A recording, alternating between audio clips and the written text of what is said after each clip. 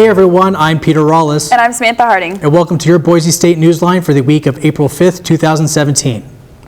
Boise State experienced a $5 million loss in revenue during the 2016 to 2017 academic year after the total enrollment of students, specifically international students, decreased.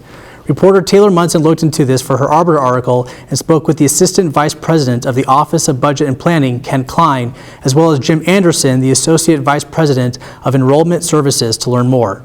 According to Anderson, the combination of the economics in the Middle East, changes made to the government-sponsored programs, and Boise State's higher standards for international students all fed into this decrease.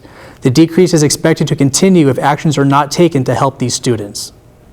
The Boise State Talkin' Broncos speech and debate team recently achieved their 4th consecutive win at the Pi Kappa Delta Biennial National Championship over spring break. I spoke with one of the team's coaches, Dr. Amanda Hicks, about the team's success for my Arbiter article this week. She said the team has been working diligently toward this goal for the past 2 years. The win this year was different than years past because the team won the overall title as well as the individual events and debate categories.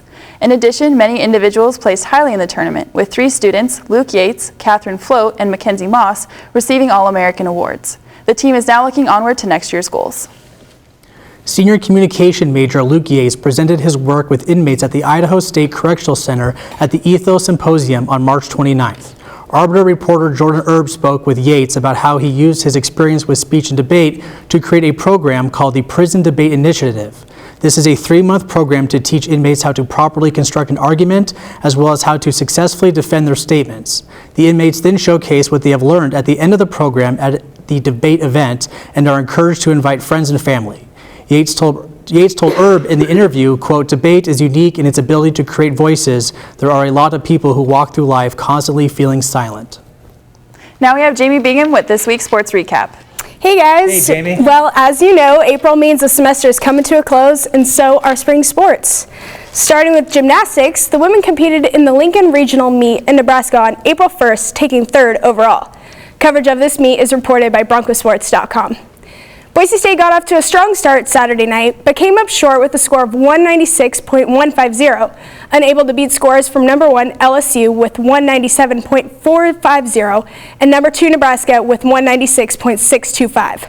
Despite the team loss, Shani Remy was able to individually move on to the national championship as an all-around competitor due to her total score of a 39.150.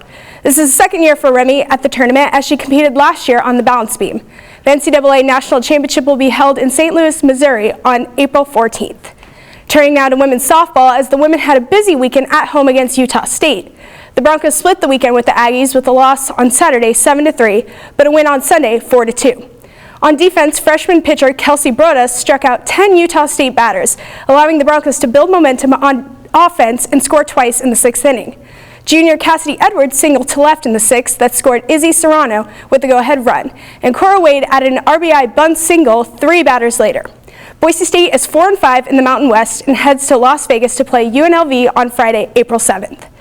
Other scores from the weekend were men's tennis with the loss against Pepperdine 4-0 and women's tennis with the loss against Wyoming 4-3. In additional news, last week was Boise State's Pro Day, where 16 players from the football team participated in on-field testing, including fitness, agility, and positional skills in front of NFL recruiters. Pro Day on Thursday, so all of our guys coming back, and you're seeing all those old faces coming back in here and getting prepared for Pro Day. Some really good players that played for us, and excited about their opportunity. For more highlights and press conferences with players and coaches, check out Bronco Sports Hub on our YouTube channel, Boise State UTP. Thank you, Jamie. I'm now going to head over to Brad Sloan for this week's weather report. Thanks, Pete.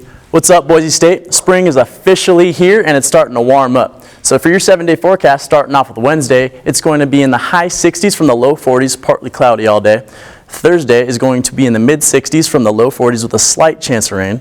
Going into your weekend on Friday, it's going to be in the low 60s, while in the high 40s with a 60% chance of rain.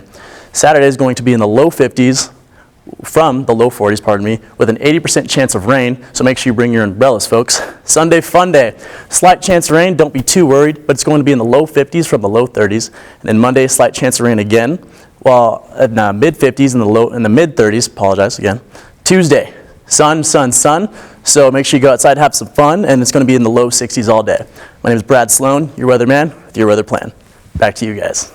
Thank you, Brad. Well, that's all the news we have for you today. For all these stories and more, be sure to pick up a copy of The Arbiter anywhere on campus or visit them online. From all of us here at your Boise State Newsline, I'm Peter Rawlis. And I'm Samantha Harding. Thank you for watching. We'll see you next time.